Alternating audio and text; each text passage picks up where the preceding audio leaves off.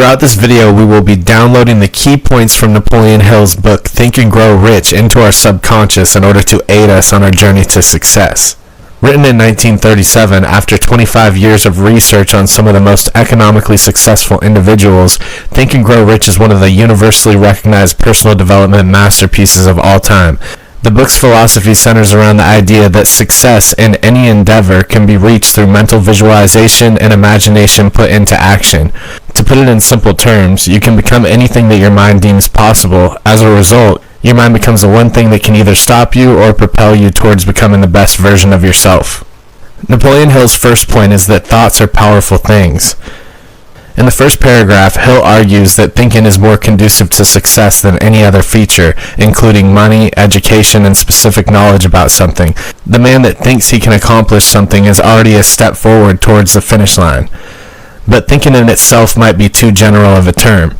That's why Hill translates thinking as a mixture of initiative, faith, willingness to win, and resilience. Failure is also taken into consideration, being considered a necessary part of the learning process, but it gets us closer to the end goal only if we take it the right way and decide to persist nonetheless. There is also another prerequisite that must be bared in mind. We must be clear about the goal that we want to achieve. George Harrison once said, "If you don't know where you're going, any road will take you there." We must take the time and energy to be specific about our desires in order to gain clarity on what it will take to see them to fruition. Napoleon Hill's first element of the success equation is desire. How bad do you want it? Of course, all of us have different goals and dreams for ourselves, but have you ever asked yourself this question? It is only when we really, really want something that we will do whatever is necessary to achieve it. Therefore, in a hypothetical overall scheme, desire is one stage that links thoughts and actions together. Thoughts lead to commitment, and commitment leads to action. Remember that the Wright brothers imagined a machine that could fly through the air. Henry Ford envisioned a carriage without horses. These people had two things in common. First, they were resilient enough to overcome other people's critiques and repeated failures in their attempts. Second, they had a vision that was clear enough that belief, in combination with a burning desire, inevitably led them to success. It is only when you completely burn all the bridges that are holding you to the past and start thinking in a different way that you can win in life. You can have either excuses or results, not both. This brings us to Napoleon Hill's second element of success, faith. Faith, in Hill's words, means convincing yourself that your goal is achievable. Faith can be trained and improved through self-suggestion. If you believe in something or have a specific end in mind, practice convincing your mind of the opportunity to realize that goal. After a while, your mind will start to subconsciously act on behalf of your belief system. In a nutshell, you become what you think about. Purposely avoid negative emotions and focus all of your energy on positivity. This world is now more abundant than ever, and we have no excuses for not realizing our fullest potential. Hill also mentions the importance of writing your goals down, repeating them day in and day out for 30 minutes a day, and promising yourself that you'll be relentless in their pursuit.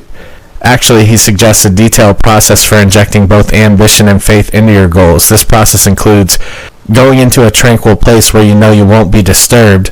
Close your eyes and repeat out loud your affirmations. Repeat the affirmations every day and night. Put a copy of your affirmations in a place where you can see them every day and read them both before you go to bed and when you wake up. Half-heartedly repeating your affirmations will not move the needle. Make sure that while you do repeat, you can feel the sense that your goals have already been accomplished. Stretch your imagination to the max and put your emotion into your thoughts.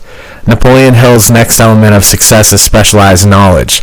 Hill proclaims that there's two types of knowledge. General knowledge, which is definitely more popular, especially among university professors. It is, though, not very useful for the accumulation of wealth. That's why professors, in most cases, are very intelligent, yet not particularly rich.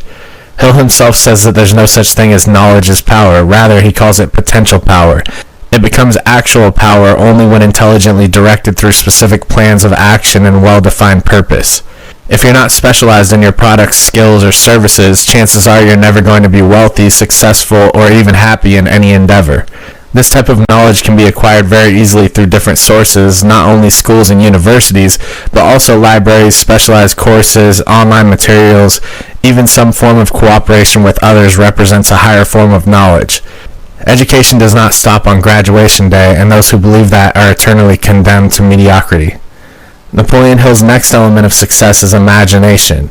If there's one quote that completely reflects the theory upon which this element is based, it would certainly be that of Albert Einstein's. Imagination is more important than knowledge. Knowledge is limited. Imagination encircles the world.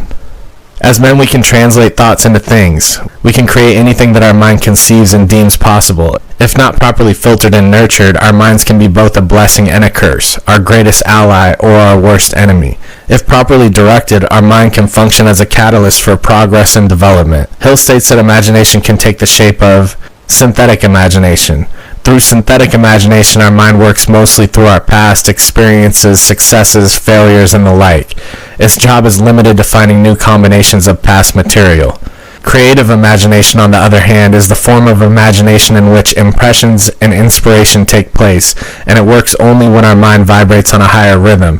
Creative imagination can be stimulated by a strong desire and a clear and well-concocted plan. When we think about the future in terms of opportunities, we discover a source of inner energy that will almost instantly make us more prone to work the plan and stick with it through to the end. Ideas can be turned into wealth pretty easily if accompanied by great strategies and rigorous organized plans. Are you a decision maker or a procrastinator? Procrastination is probably one of the main reasons most people aren't satisfied with their lives. Procrastination means giving up on yourself. It means paying too much attention to others' opinions about you and the possibilities in your life. What do you want your life to look like? Draw your ideal life on a piece of paper, and after comparing the potential life with your current one, identify what is currently lacking, be it more resources, more positive associations, or more powerful routines and habits. Spend the rest of your natural life waking up and going after your goals. It's important to listen to everybody's opinion, be respectful to them, but remember, they're just opinions. Take them with a grain of salt, smile, thank the people who express them, and continue your path regardless. Make sure you stick by your decisions and adjust accordingly. Napoleon Hill's next element of success is the Mastermind Alliance. So you have vision, desire, faith, knowledge, and imagination. What's next? At this point, it's pivotal that you surround yourself with like-minded people whom you know you can trust on an intellectual level and that can give you noteworthy insights and sparks which you can draw inspiration from. The combined effort of multiple high-performing minds is what allows new ventures and once-upon-a-time garage businesses to thrive and become established realities in today's world. Hill says that once two or more minds get together, a third more powerful mind is created, one that can push itself way further than any individual could do on their own. You should assess your strengths before creating or thinking about creating a mastermind alliance.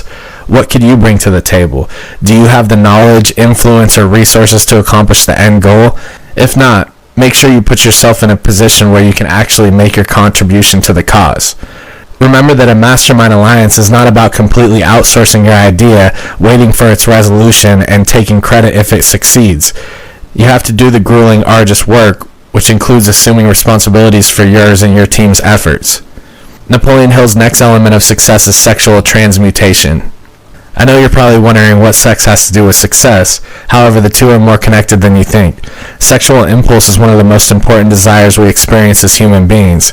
Through the transmutation process, we intentionally redirect those sexual energies towards other objectives, enhancing our creative faculties in the pursuit of those objectives as a result. An above-average sexual nature is a typical feature of highly successful people. It doesn't mean they use it in a physical way. They simply convey sexual energy through what they do. We can acknowledge our sexual desire and consciously decide to translate it into enthusiasm and passion for our profession and achievements. Sexual transmutation requires an enormous amount of willpower, but its return on investment is more than worth it. The next element of success is harnessing the power of the subconscious mind. The subconscious part of your brain is like an archive. It receives and contains your thoughts and impressions regardless of their nature. It registers everything, and it acts based on your predominant thinking patterns. So if you feed your brain with the vision of wealth and success, it'll work its way through making those aims physical reality. Make it a habit to implant positive thoughts in your mind and mix them with your vision and faith. Then communicate these plans to your subconscious through self-suggestion. Knowing that pessimistic impulses are much easier to create and a lot harder to destroy, try as much as you can to shut them off nonetheless, or at least distract your mind whenever you find it wandering around them. Again, don't expect it to be easy. If you grew up in the same setting the vast majority of the current human population did, chances are you've been brainwashed for years with a lot of false beliefs such as money is evil, the economy is worsening, having goals is egotistic, and the likes. Understand that people who talk this way never experience a meaningful life and a rich existence. They probably never will. Do yourself a favor and shield your mind from them. Protect your spirit from contamination at all costs. The next element of success is how we react to fear. Fear is one of the toughest opponents on the road to financial, mental, and spiritual success. Fear stops a lot of people from becoming their best selves, and it will try to stop you too if you let it. Fear has many facets. Hill traced a list of the 7 of which he considers the worst ones. 1 is fear of poverty. Poverty and wealth can't coexist. So if your desire is that of becoming wealthy or even financially stable, decide how much riches you'd like to accumulate and make it a point to completely refuse poverty in your mind. Fear number 2 is fear of criticism. History conditioned us to turn our nose up at criticism. In the past, any opposing views were casted as inappropriate, and the one who expressed it was highly likely to be killed. We must get over this aspect of our subconscious and learn to stick to our path even when we receive criticism. We can even take criticism and use it to our own advantage. Fear number 3 is our fear of ill health. This fear stems from 2 sources. The first one is represented by the opinion of those negative people that surround your life. It seems like they enjoy being cynical and pessimistic just as much as they hate living life to the fullest, and this spread of negativity sooner or later will affect you and your thought patterns, making you increasingly likely to constantly overthink about negative outcomes in your own existence. The second source is embodied by self-preservation. With the media constantly pushing images of every negative circumstance that can possibly happen to us, it is hard to break free of worry. We must be able to come to terms with death as a natural part of life. Fear number 4 is fear of losing loved ones. Fear of losing a loved one is one of the most common yet most terrifying for some feelings that can be experienced. It stems from personal past experiences. We must do our best to cherish each moment we spend with our loved ones and make the most of our time with them. Fear number 5, fear of old age. Less sexual attraction, more likelihood of getting ill, less mobility and strength. These are all natural consequences of old age. Instead, we must reframe our elderly years as a chance to gather more acuity and life experiences. Some of us refuse to acknowledge the positive side of aging. Living in constant fear of its arrival will take away from the present result. Just like birth and growth, aging is part of life, and it is something that we're all going to go through. If you're already in that stage, take it as a chance to be a fantastic parent, grandparent, or just a beautiful human being, spreading your wisdom and knowledge with those you care about most. The last one, and one of the most dreaded, is the fear of death, which is related with the fear of the unknown. What does death mean? Where am I going to end up? Will there be any heaven or hell? These are all legitimate questions, but we can't and will never know the answers. Death is a mysterious, unpredictable event, and unpredictability scares us. At the same time, though, being afraid of death is useless. Death is necessary, and like aging, no one ever escapes from it. Maybe it's not even as bad as many people make you believe. Maybe it's just a transition, and maybe that transition is towards something better. Who knows? Learning to handle our fears will help us live a more fulfilling life, as well as help us filter through our thoughts. The less time we spend dwelling on our fears, the more time we can spend on building our better future. That concludes our simplified version of Napoleon Hill's teaching from Think and Grow Rich. I hope it was easy to digest, and I hope you guys can easily implement this into your lives. If you like this kind of simplified knowledge, please subscribe to the channel. I appreciate you guys so much, and I'll see you on the next one.